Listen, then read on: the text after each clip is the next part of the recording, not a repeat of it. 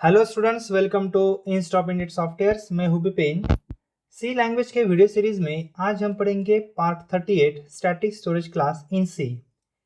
इसके पहले दो पार्ट में यानी कि पार्ट 36 एंड पार्ट 37, उन पार्ट में भी हमने स्टोरेज क्लास को ही कवर किया था और इस पार्ट में भी हम स्टोरेज क्लास को ही कंटिन्यू करेंगे। पार्ट 36 में हमने ऑटो स्टोरेज क्लास को कवर किया था। पार्ट 37 में हमने रजिस्टर स्टोरेज क्लास को कवर किया था और इस पार्ट में हम स्टैटिक स्टोरेज क्लास को कवर करेंगे। तो अगर अभी तक आपने पहले दो पार्ट्स नहीं देखे, पार्ट 36 और पार्ट 37, तो मैं आपको स्ट्रांगली रिकमेंड करना चाहता हूँ कि पहले आप उन दोनों पार्ट को देखें और बाद में इस पार्ट को। उन दोनों पार्ट की लिंक आपको नीचे डिस्क्रिप्शन में मिल जाएगी। तो चलिए स्टार्ट करते हैं स्टैटिक स्टोरेज क्लास। और सबसे पहले हम देखते हैं कि स्टोरेज क्लास क्या है। तो जैसे वेरिएबल्स को डेटा टाइप होते, सेम उसी तरीके से वेरिएबल को स्टोरेज क्लास भी होते। डेटा टाइप्स डिसाइड करते हैं कि उस वेरिएबल में कौन से टाइप की वैल्यू स्टोर होगी। जैसे कि अगर वेरिएबल का टाइप इंटीजर होगा तो इंटीजर डिसाइड करेगा कि उसमें विदाउट डेसिमल की वैल्यू स्टोर होगी। अगर वेरिएबल का टाइप फ्लोट होगा तो फ्लोट टाइप डिसाइड करेगा कि उस वेरिएबल्स में डेसिमल वैल्यू स्टोर होगी। या फिर अगर वेरिएबल का टाइप कैरेक्टर होगा तो कैरेक्टर डिसाइड करेगा उस वेरिएबल्स में अल्फाबेट या कैरेक्टर की वैल्यू स्टोर होगी। तो जैसे डेटा टाइप डिसाइड करते कि वेरिएबल्स में कौन से टाइप की वैल्यू स्टोर होगी, सेम उसी तरीके से स्टोरेज क्लास ये नीचे दिए हुए चार पॉइंट्स को, चार कंसेप्ट को डिटरमाइन करता है। जैसे कि मैंने यहाँ पर एक पॉइंट लिखा है, storage class are used to determine the following things. अगर हम वेरिएबल को स्टोरेज क्लास अप्लाई करते तो हमें स्टोरेज क्लास अप्लाई करने से ये पता चलता है कि वो वेरिएबल कहाँ पे स्टोर होगा, मेमोरी में या फिर सीपीयू रजिस्टर्स में। उस वेरिएबल का स्कोप क्या है, उस वेरिएबल की डिफॉल्ट इनिशियल वैल्यू क्या है, या फिर उस वेरिएबल की लाइफ टाइम कितनी है, ये सभी चीजें हम स्टोरेज क्लास के थ्रू डिटरमाइन कर सकते हैं। अब स्टोरेज क्लास के टोटल चार टाइप्स है: auto storage class, register storage class, static storage class and external storage class. तो इसमें से पहले दो पार्ट को, दो टाइप्स को हमने ऑलरेडी कवर किया है। इस पार्ट में हम स्टैटिक स्टोरेज क्लास को देखेंगे।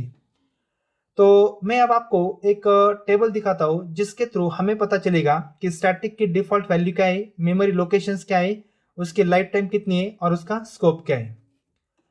तो स्टैटिक वेरिएबल का स्टोरेज लोकेशंस मेमोरी है, उसकी डिफॉल्ट इनिशियल वैल्यू 0 है। यानी कि अगर हम स्टैटिक वेरिएबल को वैल्यू अप्लाई नहीं करेंगे तो अप्लाई नहीं करने पर उसकी डिफॉल्ट वैल्यू 0 हो जाएगी।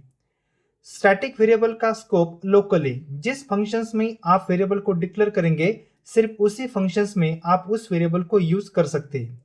और लाइफ टाइम के अगर बारे में कहा जाए तो लाइफ टाइम में लिखा है value of the variable persist between different functions call. मतलब जितनी बार भी आप फंक्शंस को कॉल करेंगे तो कॉल करने के बाद, एग्जीक्यूशंस के बाद उसकी प्रीवियस जो वैल्यू होगी उसी वैल्यू पे कंपाइलर ऑपरेशन परफॉर्म करेगा। तो चलिए अब हम इसके ऊपर कुछ एग्जांपल्स भी करते हैं। मैं आपको टोटल 3 एग्जांपल करके दिखाता हूँ, डिफॉल्ट इनिशियल वैल्यू का एक, स्कोप का एक और लाइफ टाइम का एक। एग्जांपल्स कंप्लीट होने के बाद स्टैटिक स्टोरेज क्लास की कंसेप्ट आपकी पूरी तरह से क्लियर हो जाएगी। ठीक है, तो ये हमारा पहला प्रोग्राम है डिफॉल्ट इनिशियल वैल्यू का। मैंने प्रोग्राम को ऑलरेडी टाइप करके रखा है, आप चाहे तो इस स्क्रीन को स्टॉप करके ये प्रोग्राम अपने नोटबुक में भी लिख सकते हो प्रैक्टिस के लिए। अब इस प्रोग्राम में क्या होगा, मैंने यहाँ पर एक इंटीजर n नाम का वेरिएबल डिक्लेयर किया है और उस वेरिएबल के पहले मैंने स्टैटिक कीवर्ड अप्लाई की। स्टैटिक कीवर्ड अप्लाई करने की वजह से उस वेरिएबल का स्टोरेज क्लास हो जाएगा स्टैटिक। तो n वेरिएबल इंटीजर टाइप का है और उसका स्टोरेज क्लास कौन सा है, स्टैटिक। मैंने इस वेरिएबल को कौन सी भी वैल्यू असाइन नहीं की, मतलब वेरिएबल का इनिशियलाइजेशन नहीं किया। तो इनिशियलाइजेशन अगर हमने वेरिएबल का नहीं किया तो उसकी डिफॉल्ट वैल्यू कितनी होगी, 0। तो जब भी ये प्रिंटफ का स्टेटमेंट एग्जीक्यूट हो जाएगा, प्रिंटफ का स्टेटमेंट एग्जीक्यूट होने के बाद आउटपुट में वैल्यू ऑफ n कितनी प्रिंट होगी, हमें 0 प्रिंट होगी। अगर आपके ध्यान में होगा तो auto and register storage class में डिफॉल्ट इनिशियल वैल्यू गार्बेज थी, हम उसे प्रिडिक्ट नहीं कर सकते थे। लेकिन स्टैटिक वेरिएबल की डिफॉल्ट इनिशियल वैल्यू 0 है, तो इसलिए अगर ये प्रोग्राम एग्जीक्यूट होगा, मतलब ये प्रोग्राम एग्जीक्यूट होगा ही, तो ये प्रोग्राम अगर मैं एग्जीक्यूट करूंगा तो आउटपुट में मुझे 0 वैल्यू प्रिंट हो जाएगी। अब हम चलते हैं सेकंड एग्जांपल की तरफ और जहां पर हम देखेंगे स्टैटिक वेरिएबल का स्कोप। तो ये हमारा सेकंड एग्जांपल है कि जिसमें हम स्टैटिक वेरिएबल का स्कोप देखेंगे, और स्टैटिक वेरिएबल का स्कोप देखने के लिए हमें एक फंक्शंस की जरूरत पड़ेगी। तो इसलिए मैंने यहाँ पर एक डिस्प्ले नाम का फंक्शंस यूज किया है। तो आप अगर लाइन थर्ड देखेंगे तो यहाँ पर फंक्शंस का डिक्लेरेशन किया हुआ है डिस्प्ले का, यहाँ से फंक्शंस को कॉल किया है और लास्ट में फंक्शंस की डेफिनेशन लिखी है। तो मैं यहाँ पर फंक्शंस के डीप में नहीं जाऊंगा। अगर आपको फंक्शंस के बारे में पढ़ना है तो आप इसी वीडियो सीरीज के कुछ प्रीवियस पार्ट देख सकते हो कि जहां पर मैंने फंक्शंस के बारे में डीपली पढ़ा है। तो यहाँ पर हम सिर्फ स्टैटिक वेरिएबल का स्कोप के ऊपर ही ध्यान देंगे, ना कि फंक्शंस के ऊपर। तो इस प्रोग्राम का एग्जीक्यूशन कैसे हो जाएगा? हमारा एग्जीक्यूशन वाइड मेन से स्टार्ट होगा, उसके बाद ओपन करली एग्जीक्यूट होगा, और उसके बाद यहाँ पर स्टैटिक वेरिएबल डिक्लेयर होगा जिसकी वैल्यू हमने कितनी असाइन की, 10 वैल्यू। उसके बाद क्लियर स्क्रीन, उसके बाद यहाँ से डिस्प्ले फंक्शंस कॉल होगा। तो कंपाइलर यहाँ से जंप करके डिस्प्ले फंक्शंस की बॉडी को चला जाएगा। डिस्प्ले की बॉडी को जाने के बाद वो डिस्प्ले फंक्शंस को एग्जीक्यूट करेगा, और इस फंक्शंस में हमने क्या किया है, सिर्फ n वेरिएबल की वैल्यू प्रिंट की है। तो अब होगा क्या, ये प्रोग्राम एग्जीक्यूट नहीं होगा। अगर आप इसी प्रोग्राम को एग्जीक्यूट करेंगे तो आपको कंपाइलर कंपाइल टाइम पे ही एरर शो करेगा। एरर क्यों शो करेगा?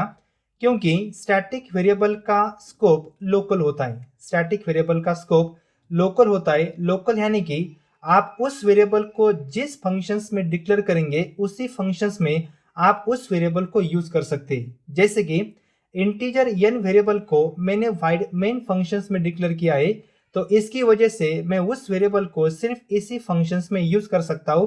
इस फंक्शंस के बाहर मैं उसे एक्सेस नहीं कर सकता। तो इसकी वजह से ये प्रोग्राम आपको कंपाइल टाइम पे ही एरर शो करेगा। ऐसा कुछ कंपल्शन नहीं है कि वेरिएबल आप सिर्फ फंक्शंस में डिक्लेयर कर सकते हो। आप वेरिएबल को ब्लॉक में भी डिक्लेयर कर सकते हो, लेकिन वहीं पर भी सेम रूल अप्लाई होगा। जिस ब्लॉक में आप स्टैटिक वेरिएबल को डिक्लेयर करेंगे उसी ब्लॉक में आप उसको यूज कर सकते हैं, उसे बाहर यूज नहीं कर सकते। तो ये था हमारा स्कोप का एग्जांपल। अब हम अपने थर्ड एग्जांपल की तरफ चलते हैं, और जहां पे हम देखेंगे स्टैटिक वेरिएबल की लाइफ। तो स्टैटिक वेरिएबल की लाइफ देखने के लिए मैंने यहाँ पर एक एग्जांपल लिखा हुआ है, और इस प्रोग्राम्स में हमने इंक्रीमेंट नाम का एक फंक्शंस यूज किया है। फंक्शंस को आप कुछ भी नाम दे सकते हैं, लेकिन उस इंक्रीमेंट फंक्शंस को मैंने टोटल 3 बार कॉल किया है, और लास्ट में उस फंक्शंस की डेफिनेशन है। तो अब आउटपुट में क्या प्रिंट होगा? अगर आपने पार्ट 36 एंड 37 अगर देखा हो तो उसमें हमने ऑटो और रजिस्टर का भी लाइफ टाइम देखी थी, और ऑटो एंड रजिस्टर्स की लाइफ टाइम में हमें इस प्रोग्राम का आउटपुट 555 ही प्रिंट हुआ था। लेकिन अब इस प्रोग्राम में हमारा आउटपुट थोड़ा सा चेंज होगा, क्योंकि स्टैटिक स्टोरेज क्लास वेरिएबल की वैल्यू को परसिस्ट करता है डिफरेंट फंक्शंस कॉल्स में। अब इसका आउटपुट कैसे प्रिंट होगा? तो मैं आपको सिक्वेंशियली एग्जीक्यूशन बताता हूं। हमारा एग्जीक्यूशन स्टार्ट होगा वाइड मेन से, उसके बाद एग्जीक्यूट होगा ओपन करली, उसके बाद एग्जीक्यूट हो जाएगी क्लियर स्क्रीन, मतलब हमारे आउटपुट की स्क्रीन क्लियर हो जाएगी। आउटपुट की स्क्रीन क्लियर होने के बाद कंपाइलर यहां से इंक्रीमेंट फंक्शंस को कॉल करेगा। जैसे ही कंपाइलर यहां से इंक्रीमेंट फंक्शंस को कॉल करेगा, वैसे ही कंपाइलर इंक्रीमेंट फंक्शंस के डेफिनेशन को जंप करेगा। और अब आगे क्या होगा? इस फंक्शंस के एग्जीक्यूशंस में सबसे पहले ओपन करली एग्जीक्यूट होगा, और उसके बाद यहाँ पे एक इंटीजर n वेरिएबल डिक्लेयर होगा। और आपको पता है सी लैंग्वेज में जैसे ही वेरिएबल डिक्लेयर होता है वैसे ही उस वेरिएबल को मेमोरी अलोकेट होती है। तो यहाँ पे क्या होगा, कंपाइलर मेमोरी में एक ब्लॉक अलोकेट कर देगा कि जिस ब्लॉक की साइज होगी 2 बाइट। अब साइज 2 बाइट क्यों होंगी? क्योंकि वेरिएबल का डेटा टाइप इंटीजर है, और इंटीजर्स के लिए कंपाइलर इंटीजर्स के लिए 2 बाइट मेमोरी लगती है, इसलिए उस ब्लॉक को वो 2 बाइट मेमोरी अलोकेट कर देगा। उस ब्लॉक में वैल्यू कितनी स्टोर हो जाएगी? 5, और उस ब्लॉक को पॉइंट कौन सा वेरिएबल करेगा? n variable. तो ऐसे हमारा मेमोरी अलोकेशन हो जाएगा। मेमोरी अलोकेशन होने के बाद प्रिंटफ का स्टेटमेंट एग्जीक्यूट होगा, और यहाँ पे हमें फर्स्ट टाइम n की वैल्यू 5 प्रिंट हो जाएगी। 5 प्रिंट होने के बाद अब यहाँ पर n++ होगा, मतलब n की वैल्यू अब 6 हो जाएगी, और 6 होने के बाद फंक्शंस का एग्जीक्यूशन कंप्लीट होने के बाद कंपाइलर रिटर्न बैक जाएगा और फिर से फंक्शंस को कॉल करेगा सेकंड टाइम। अब होगा क्या? Auto and register storage class में मैं पहले वाला बता रहा हूँ, ऑटो एंड रजिस्टर क्लास में जैसे ही फंक्शंस का एग्जीक्यूशन कंप्लीट होता है वैसे ही कंपाइलर उस ब्लॉक को डिलीट कर देता है, उसके लाइफ टाइम को एंड कर देता है।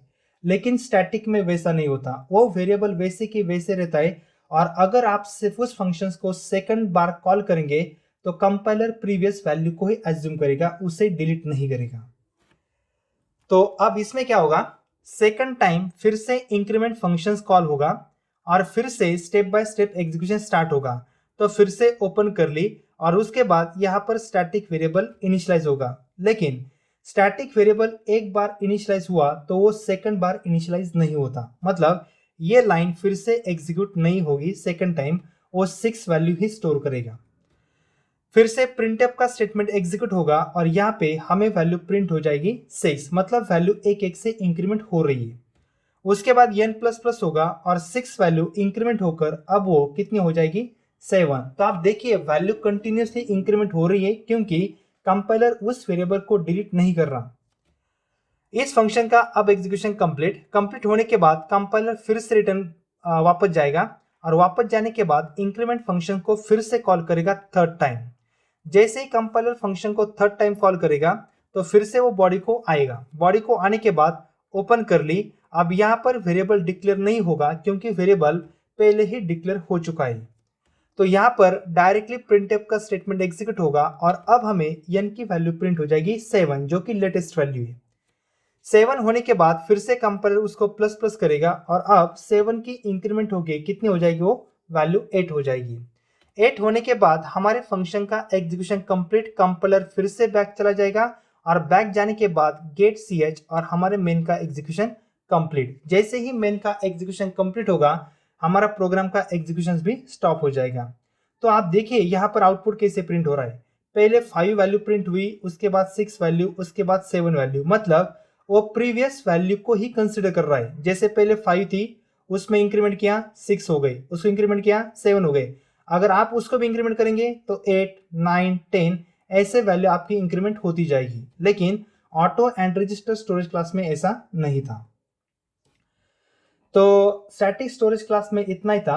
अगर आपको ये लेक्चर पसंद आया हो, ये पार्ट पसंद आया हो, तो इस पार्ट को लाइक और मेरे चैनल को सब्सक्राइब करना मत भूलिए। Thank you.